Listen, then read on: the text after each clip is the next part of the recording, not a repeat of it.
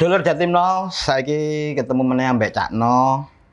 Alhamdulillah Cakno dino iki ketekan tamu sing luar biasa. Dan mari ini Cakno arep ngobrol-ngobrol ambek wong loro tamu iki sing ado-ado teko nang Jakarta, kepengin teko nang Surabaya. Kene engko ngobrol-ngobrol apa ae sing arep dilakoni nang Surabaya. Jadi kita kenalkan Mbak Gina. Panggilannya Mbak Gina ya, Mbak? Iya, Gina. Mbak Gina ini merupakan Mbak Ginatri Esnur. Cuma panggilannya Mbak Gina. Beliaunya ini sutradara film Cinta Pertama, Kedua, dan Ketiga. Kemudian di samping kanannya Mbak Gina ada Mas Angga Yunanda. Mas Angga ini generasi milenial yang syarat prestasi dan menjadi pemeran utama film Cinta Pertama, Kedua, dan Ketiga intinya, Mbak ya. Gimana kabarnya Mbak Gina? Baik, alhamdulillah. Untuk Mas Angga, ini tak lihat ini jenengan Mas Angga ini kan umur 15 tahun, mulai dari dunia model di Lombok, Mas Angga ya. Betul. Kemudian berapa tahun, usia berapa hijrah ke Jakarta ini, Mas? 15 juga gitu. Jadi sebenarnya aku memulai segala hal di dunia entertainment, mau kayak mulai dari modeling dan bahkan mulai proses syuting pertama tuh sebenarnya nggak terlalu jauh jaraknya gitu. Jadi emang semuanya di usia 15 itu.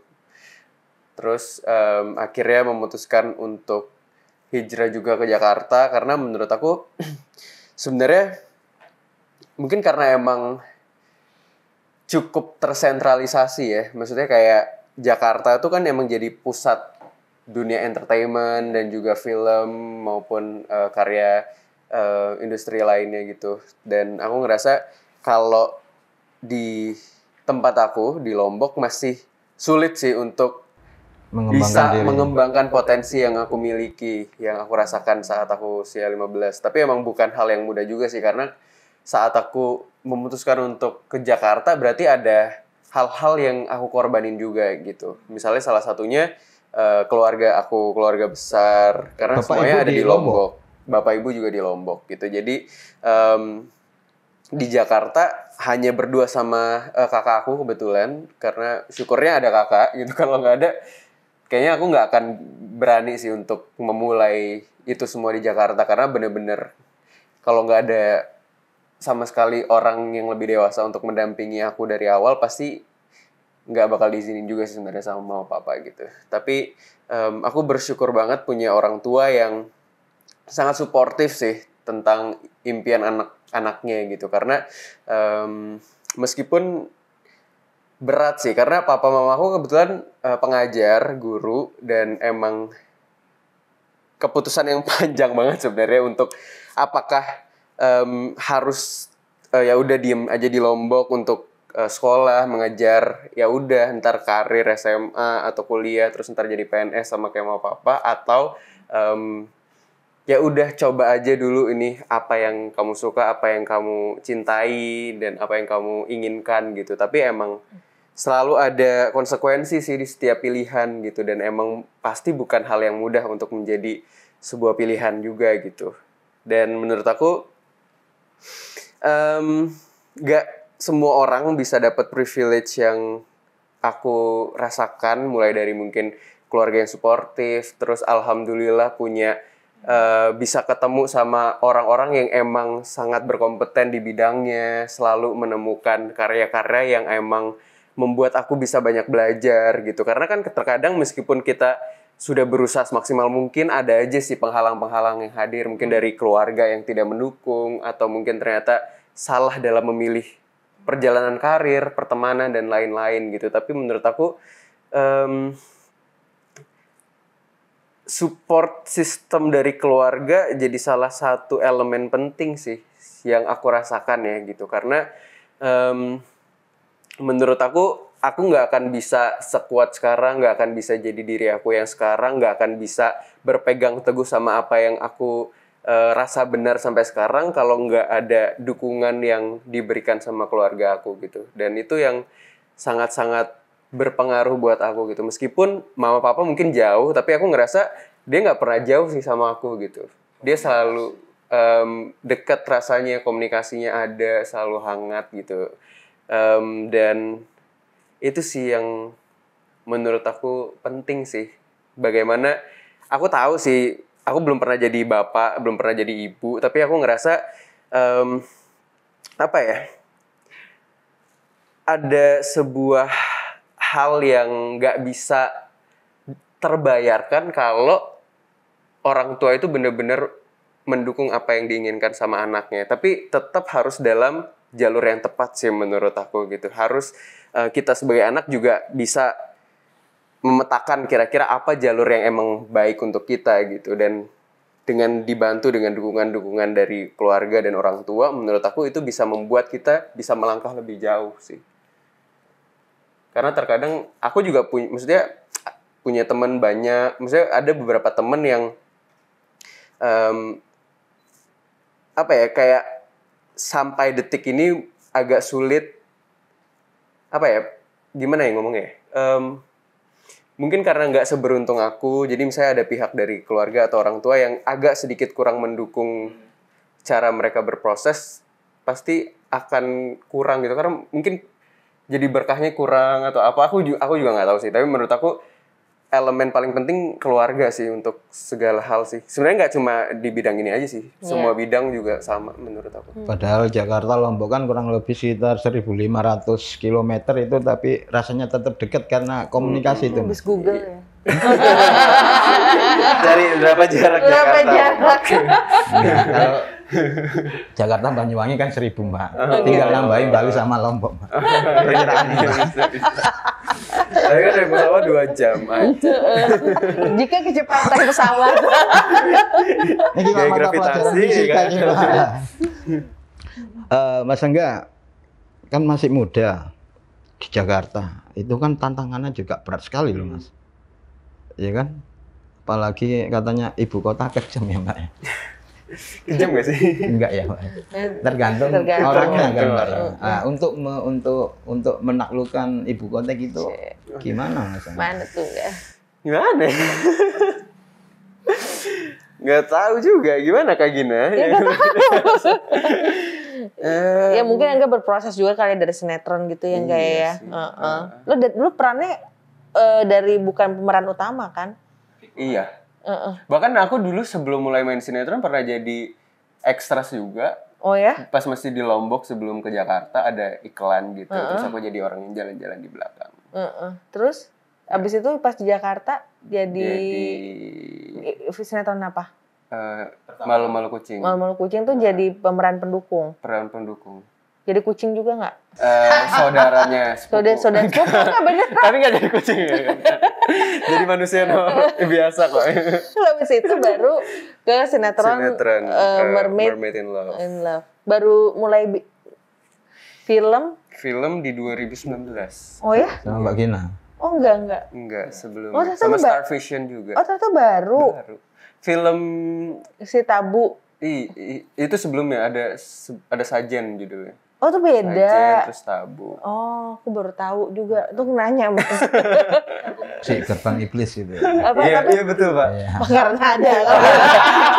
Kirain kayak tahu banget. Karena dia kayak DGL ya. Oh hafal gitu. Apa?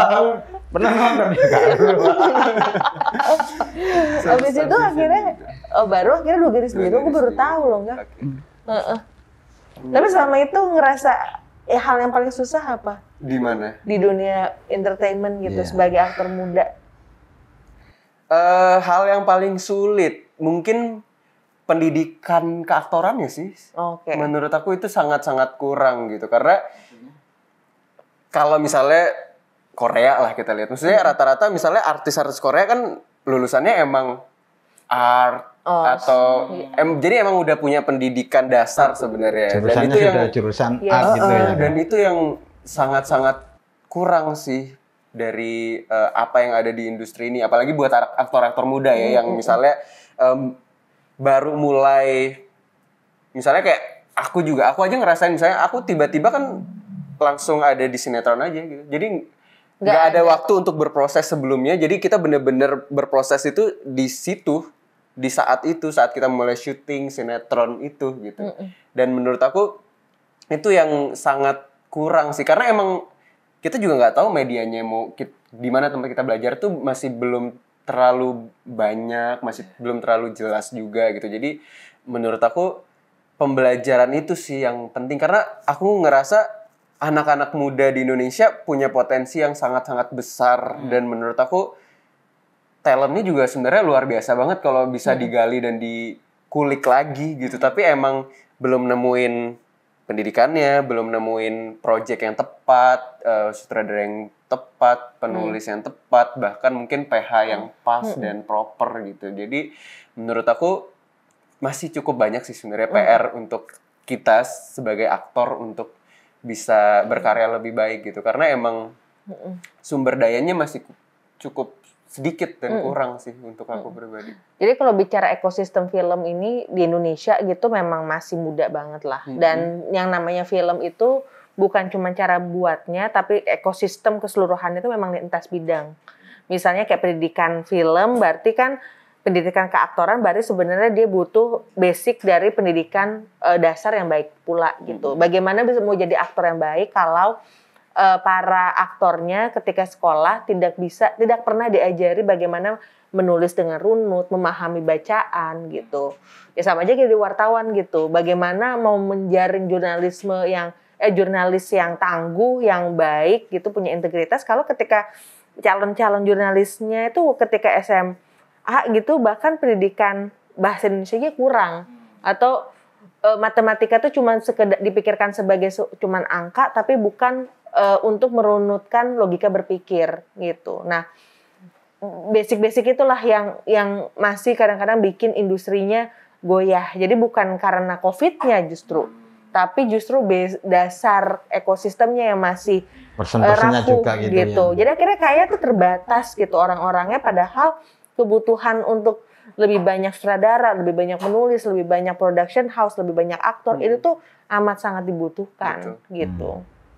Masa enggak untuk pesan-pesan bagi anak-anak muda yang ingin berprestasi tapi sesuai jalurnya, kemudian tidak kemana-mana karena kan Jakarta kan godaannya sangat berat ya Mbak ya.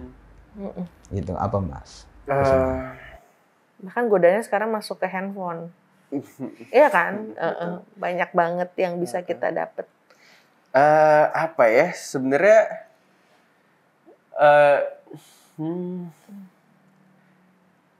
mungkin hal yang paling klise adalah ya ikutin apa yang kamu impikan, apa mungkin talent yang kamu punya dan potensi terbesar dalam dirimu. Tapi itu terkadang ya kita juga masih mencari-cari dan masih nggak tahu kira-kira apa sih yang kita suka, apa yang pengen kita lakuin gitu. Tapi menurut aku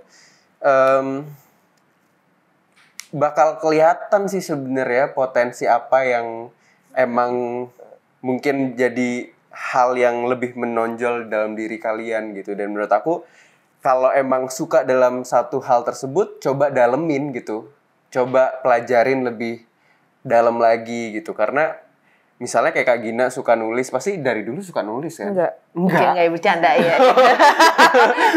Tapi suka baca. Suka baca. Nah mungkin kayak dari suka baca, coba baca yang banyak. Siapa tahu ntar dapet apa yang mungkin jadi hal yang diinginkan gitu. Kayak aku pribadi, aku ya akhirnya menemukan hal yang aku inginkan, hal yang aku sukain kan ya alhamdulillahnya di usia yang cukup muda, di usia 15 tahun gitu. Dan itu yang aku terus tekuni sampai saat ini.